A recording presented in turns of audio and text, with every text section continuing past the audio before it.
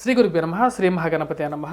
వృశ్చిక రాశి వారికి మార్చి 10 నుంచి 16వ తారీఖు వరకు ఈ యొక్క వారం ఎలా ఉండబోతుంది అనేది చూద్దాం.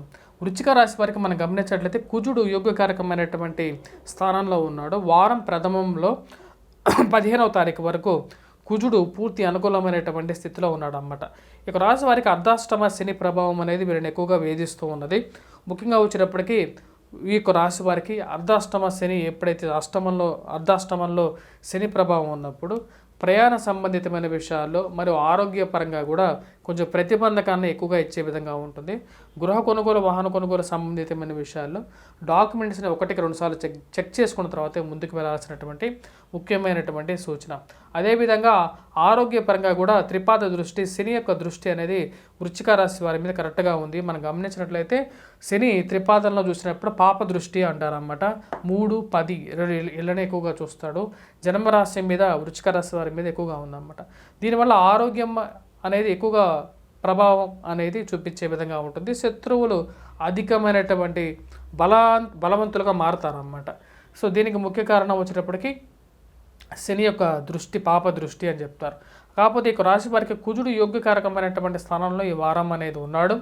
దీనివల్ల వచ్చేటప్పటికి సంఘంలో గౌరవం, గుర్తింపు, ఉద్యోగంలో కొంచెం అనుకూలత అనేది బాగా పెంపొందించుకోగలుగుతారు. ఇది వీరికి బాగా కలిసి వచ్చే కాలంగా కూడా ఉంటుందన్నమాట.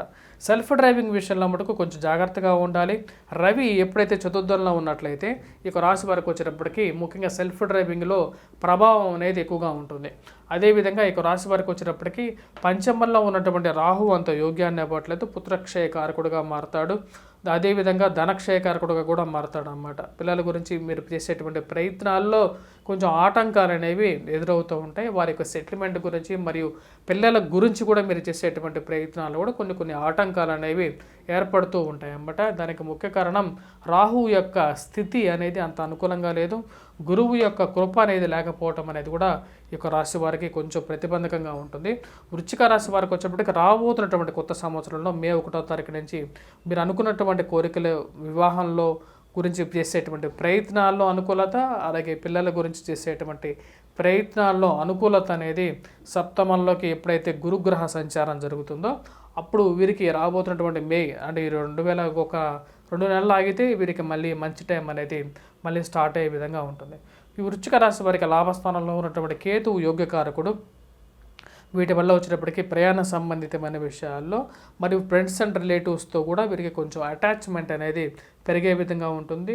ఇన్వెస్ట్మెంట్స్ పరంగా భారీ ఇన్వెస్ట్మెంట్స్ అనేది అంతగా అనుకూలించదు. స్పెక్యులేషన్స్లో ఇన్వెస్ట్మెంట్స్ కూడా వారం ప్రథమంలో ఎక్కువగా అనుకూలించే విధంగా ఉంది స్పెక్యులేషన్స్లో. అదేవిధంగా వారం మధ్యలో తర్వాత ఎప్పుడైతే కుజుడు చతుర్థంలోకి మారబోతున్నాడో అప్పుడు వచ్చేటప్పటికి వీరికి కొంచెం ప్రతికూలమైనటువంటి ఫలితాలుగానే గోచరిస్తుందన్నమాట.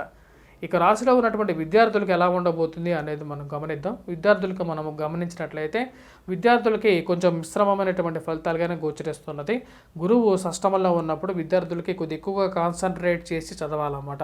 కాకపోతే తృతీయంలో ఉన్నటువంటి కుజుడు యోగ్యాన్ని ఇవ్వగలుగుతాడు. ముఖ్యంగా పోటీ పరీక్షల కోసం గ్రూప్స్ కానీ, ప్రిలిమ్స్ కానీ, గవర్నమెంట్ ఉద్యోగ ప్రయత్నాలు ఎవరైతే చేస్తున్నారో వారికి వారం ప్రథమంలో 15వ తారీఖు వరకు అనుకూలమైనటువంటి ఫలితాలు ఇవ్వగలుగుతాడు.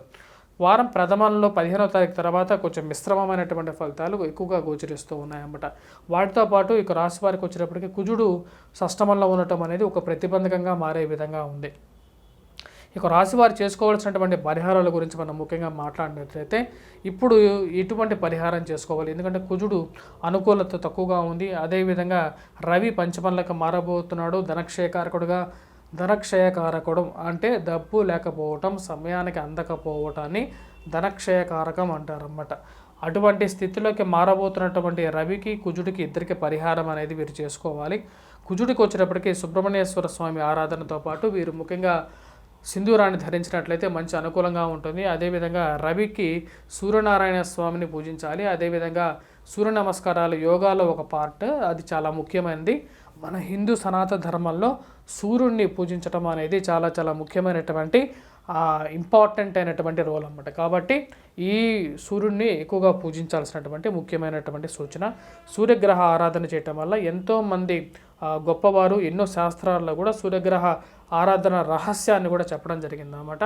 సో అందరూ సూర్యుడిని పూజిస్తే మంచి అనుకూలమైనటువంటి ఫలితాలు పొందగలుగుతారు. కెరియర్ పరంగా కూడా ఒక సక్సెస్ అనేది ఉంటుందన్నమాట.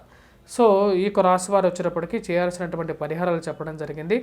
వీరు ముఖ్యంగా చేయాల్సినటువంటి పరిహారాలు చేసుకోండి. Please do subscribe and share.